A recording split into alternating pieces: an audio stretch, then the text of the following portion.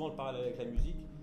Quand au début du siècle, la musique était réservée pour une élite dans des salons, musique classique. Et la radio est arrivée à démocratiser le truc, c'est-à-dire que désormais, tu tournes sur le bouton de ta radio, tu peux écouter de la soul, du funk, du hip-hop, du jazz. Si t'es curieux, tu vas chercher des bons morceaux. Et pour la peinture, ça devrait être la même chose. Ça devrait être accessible pour tous, parce que pour l'instant, c'est pour une élite. Ça se passe dans les galeries. Et si t'es pas curieux, tu vas pas découvrir ce qui se fait au niveau art. Donc ça me paraît être le super idéal.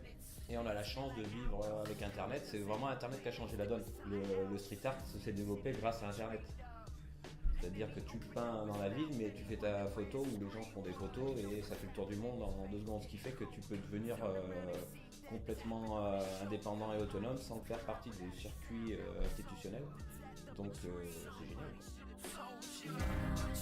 Je me considère pas du tout comme un vandale. D'ailleurs, je le fais en plein jour, sans aucun état d'âme.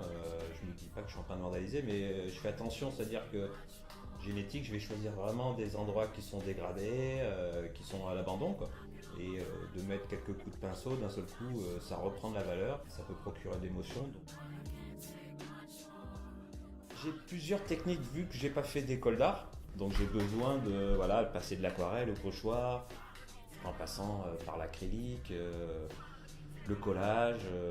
Il y a vraiment une recherche de différentes techniques et ce qui est intéressant, c'est qu'après tu les mixes ensemble.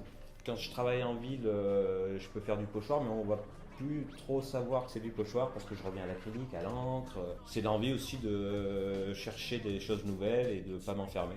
Il y a le point de départ qui est le portrait, mais après le reste, et ça va varier selon les supports aussi que je vais choisir.